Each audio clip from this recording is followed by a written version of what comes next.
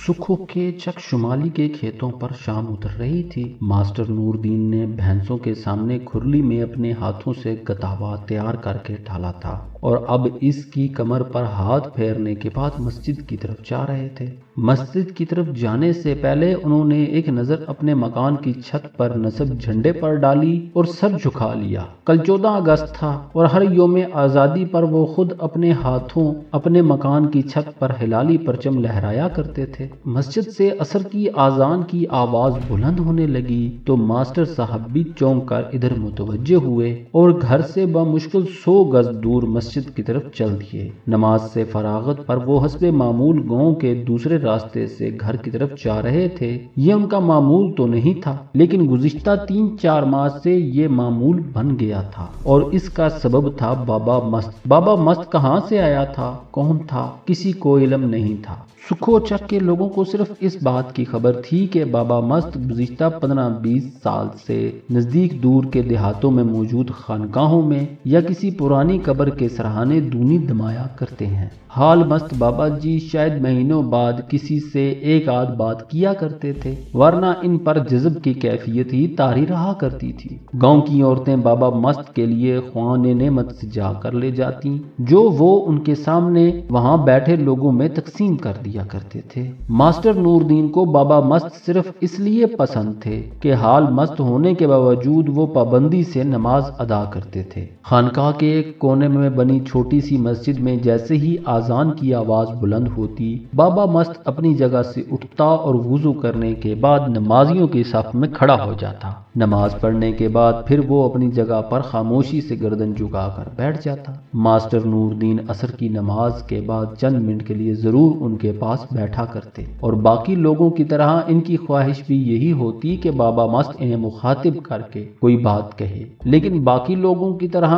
ابھی تک ان کی خواہش بھی پوری نہیں ہوئی تھی۔ اس روز بھی ماسٹر صاحب معمول کے مطابق خانقاہ کی طرف جا رہے تھے جب راستے میں انہیں گاؤں کے چوکیدار پیراں دتے نے روک لیا۔ چونکہ وہ ایک فوجی افسر کے والد اور گاؤں کے اسکول کے ہیڈ ماسٹر تھے، اس لیے سارا گاؤں انہی کو تمام مسائل کا حل سمجھ کر اپنے دکھڑے ان کے آگے رو دیتا تھا۔ ماسٹر صاحب حسب توفیق اور ہمت ان کے کام بھی آتے رہتے تھے۔ اس روز انہیں بابا مست تک پہنچنے میں چند منٹ کی تاخیر ہو گئی جب اچانک ہی بابا جی کے سامنے موجود ان کے عقیدت مند چونک پڑے۔ بابا جی آہستہ آہستہ کچھ بڑبڑائے تھے۔ نمبردار حمیدہ خان نے فوراً اپنی گردن آگے بڑھائی اور بابا جی کی طرف عقیدت سے دیکھا، شاید وہ ان کی بات سمجھنے کی کوشش کر رہا تھا۔ ماسٹر جی نہیں آئے؟ 3 ماہ بعد بابا جی نے اچانک ہی ایک فقرہ کہہ دیا، ماسٹر نور دین کو بلاؤ، بابا جی یاد کر رہے ہیں۔ نمبردار حمید خان نے فوراً گردن گھما کر اپنے پیچھے بیٹھے لوگوں سے کہا۔ 2-3 بزرگ اٹھ کھڑے ہوئے کہ بابا جی کے حکم کی تعمیل ہو، لیکن اچانک ہی سامنے سے ماسٹر نور دین آتے دکھائی دیے۔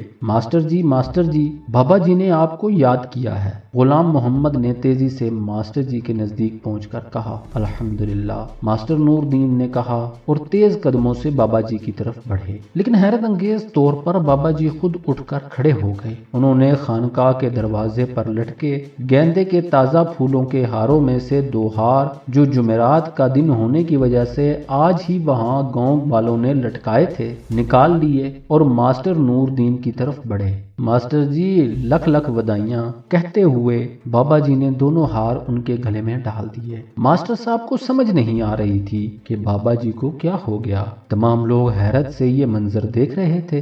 سورج خانقاہ پر اپنی آخری روشنیاں بکھیر رہا تھا۔ ماسٹر صاحب کو کچھ سمجھ نہیں آ رہی تھی، لیکن ایک عجیب سی روحانی خوشی کا احساس ضرور ہو رہا تھا۔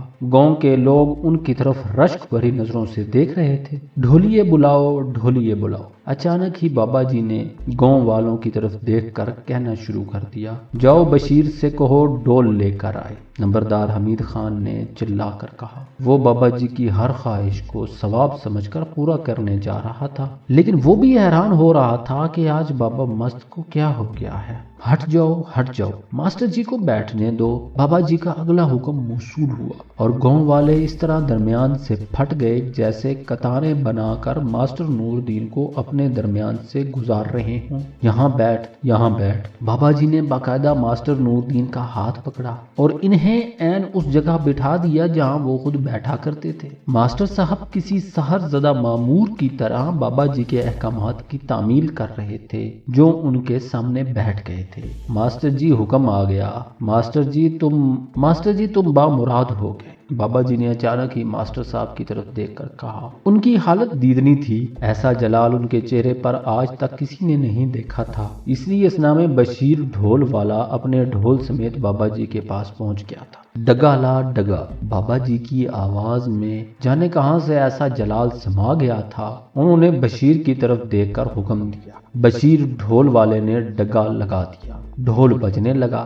سارا گاؤں ڈھول بجنے کی آواز سے گونج رہا تھا اور بابا مست ماسٹر نور الدین کو اپنے سامنے بٹھا کر حال کھیلنے لگا۔ اچانک وہ اپنی جگہ سے اٹھ کر دھمال ڈالنے لگا۔ کسی کی جرت نہیں تھی کہ اس دھمال میں ان کا ساتھ دے۔ سب لوگ مجسم حیرت تھے۔ اچانک بابا جی کا ہاتھ بلند ہوا اور انہوں نے بشیر ڈھول والے کو روک دیا۔ پسینے سے ان کے سارے کپڑے بھیگ رہے تھے۔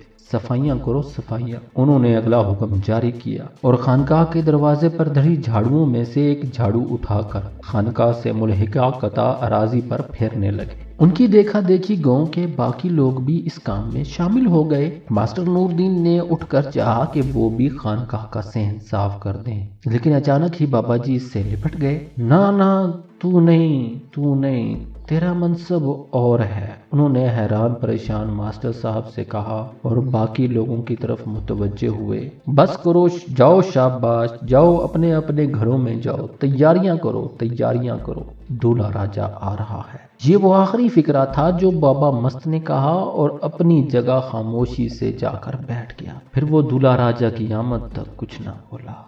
ناظرین، اگر آپ اس طرح کی مزید ویڈیوز دیکھنا چاہتے ہیں تو چینل کو سبسکرائب کریں اور ساتھ میں موجود گھنٹی کے نشان کو دبا دیں تاکہ ہمارے آنے والی ویڈیوز آپ کو بر وقت ملتی رہیں۔ اور اگر آپ یہ سیریز مکمل دیکھنا چاہتے ہیں تو نیچے ڈسکرپشن میں دیے گئے لنک پر کلک کریں۔